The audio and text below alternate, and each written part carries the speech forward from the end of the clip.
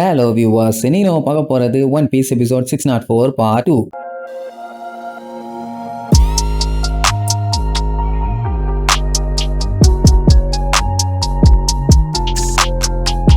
Open பண்ணா அந்த Iceland கம்ப்ளீட்டா அந்த பாய்சன் கேஸால அப்படியே நிரம்பி வலியுது. வெளியில போனாலே சங்கு கன்ஃபார்ம். அது மட்டும் இல்லாம லேபா இருந்த இடம் கூட அப்படியே வெளுத்து போன மாதிரி இருக்குது. இத பார்த்துட்டு அந்த சீசர் மண்டை எனக்கு செம happy. Wow, what a level, great open experiment. Mass காட்டிட்டோம்ல, நான் தாண்டா சூப்பரான சயின்டிஸ்ட். ஸ்டார் ஹேட், ட்ரெஃபால்கர்லாம், G5 நேவி ஆளுங்க, ஏன் அவங்க ஹெட் ஸ்மோக்கரு எல்லாருமே அவங்கள என்னோட எக்ஸ்பெரிமெண்ட்டுக்காண்டி தியாகம் பண்ணிட்டாங்க. இது தாண்டா ஷினோகுனியோட பவர். என்கிட்ட மோதுனா இதுதான் அவங்க செய்யற மிகப்பெரிய தவறுன்னு சொல்லி ஜாலியா சுத்தி சுத்தி விளையாண்டுட்டு இருப்பான். இந்த கருமத்தெல்லாம் பார்த்துட்டு ரெண்டு பேரும் பேந்த முடிச்சிட்டு இருப்பாங்க. அப்படி ஜாலியா சுத்திட்டு இருந்தவன் சடனா ஒரு விஷயத்த பார்த்துட்டு பயங்கரமா ஷாக் ஆயிட்டான். அட வேற ஒண்ணும் இல்ல, லேபுக்கு முன்னாடி தான் G5 ஆளுங்க முக்கிட்டு கிடந்தானுங்க. அந்த இடத்துல அவங்க உறைஞ்சு போன பாடி இருந்திருக்கணும். ஆனா யாருமே இல்ல, அப்படியே அனாதையா கிடக்குது. உடனே அடுத்தடுத்து ஒன்னொன்னா செக் பண்ணி பார்ப்பான். எந்த இடத்துலயுமே அவனுங்க இருந்த மாதிரி இல்ல. என்ன G5 சோல்ஜர்ஸ் எல்லாம் மெயின் என்ட்ரன்ஸ்ல காணோம். இந்நேரத்துக்கு அவனோட பாடி அங்க அப்படியே உறைஞ்சு இருக்கணுமே. அப்படியே உறைஞ்சாதானே அவனால அந்த ஷினோகுனியோட பவர் என்னன்னு எல்லாத்திட்டையும் காட்ட முடியும். நம்ம ஆளுகளை அடைச்சு வச்சிருந்த அந்த கண்டெய்னர் வேற கம்ப்ளீட்டா வெள்ளையா இருக்குது. உள்ள அவனுங்க உறைஞ்சிட்டானுங்களா இல்ல செத்துட்டானுங்களான்னு கன்ஃபார்மா தெரியல.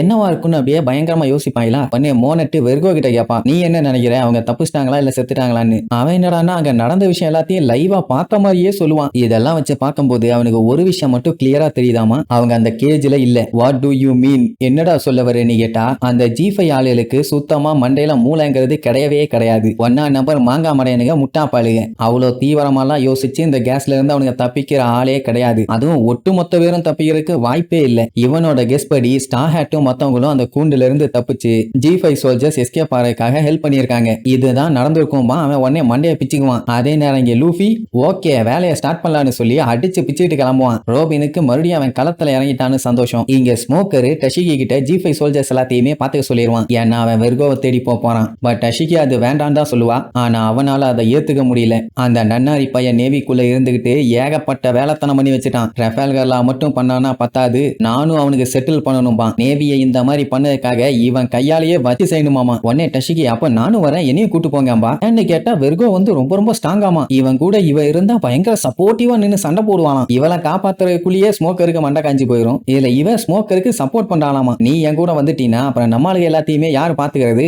அவங்க யாருக்குமே மூளைன்னு ஒண்ணு கிடையாது. அதனால அந்த முட்டா பலியில நீ தான் காப்பாத்தி கூட்டு போகணும். அது மட்டும் இல்லாம அந்த குழந்தைகளையும் நீ தான் பாத்துக்கணும். நீ அந்த வேலையை மட்டும் பாரு, நான் மிச்சத்தை பாத்துக்கிறேன்னு சொல்லிட்டு அவன் பாட்டுக்கு போவான். டஷிகிக்கு அவனை தனியா வர்றதுல அவளுக்கு சுத்தமா இன்ட்ரெஸ்டே இல்ல. அதே நேரம் இங்க G5 ஆளுங்க நம்மள கிட்ட ஒம்பதுட்டு இருக்காங்க. அதான் ஜோரோ இருக்கானே எப்படி தொட விடுவான். ஆனா அவனுக்கு ஒரு டவுட், நிஜமாவே லூஃபி இதுக்கு முன்னாடி சீசர் கிட்ட தோத்துட்டானான்னு. உசோப்பு அவன் மட்டும் இல்ல, எங்களையுமே அவன் வச்சு செஞ்சுட்டான். அந்த கேஸ் வண்டி பையலால ஈஸியா கேஸை மேனிபுலேட் பண்ண முடியும். அதுதான் இங்க பிரச்சனையே. காத்துல இருக்க ஆக்சிஜனை அந்த மூதேவியை ரிமூவ் பண்ணிடுறான். அதனாலேயே யாராலும் இதுவும் பண்ண முடியலமா. ஜோரோக்கு இன்னும் காண்டு. ஏன்னா அவன் அந்த எட்டிஸை யூஸ் பண்ணி இவங்க எல்லாத்தையும் மட்ட பண்ணான்ல, அத ஜோரோ கண்டுபிடிச்சிட்டான். அவன் பார்த்த வேலைதான்னு. அதனால நான் அவனை சும்மா விட மாட்டேன்னு கொலை காண்டாவான். ஏன்னா இதுக்கு முன்னாடி பவர்ஃபுல்லான ஆளுகளை பார்த்து ஜோரோ செம காண்டாயிட்டான். இந்த மாதிரி ஆளுகளை சமாளிக்கிறதுக்காக தான் இவ்வளவு தூரம் வந்திருக்கான். அப்படி இருக்கும்போது மறுபடியும் இந்த மாதிரி தோத்தா அப்ப இவன் எடுத்த 2 வருஷ ட்ரைனிங்க்கு என்ன மரியாதை. இதுல வேற உசோப்பு அட விடுப்பா, நம்ம எல்லாம் உயிரோட தானே இருக்கோம்பா. வாய மூறா வான்கோழி வாயா. நம்ம சாதாரணமா இருக்கும்போது கூட எப்பவுமே நம்ம ரொம்ப கேர்ஃபுல்லா இருக்கணும். அதனால கூட நம்ம உயிர் போறதுக்கு வாய்ப்பு இருக்குன்னு சொல்லிட்டு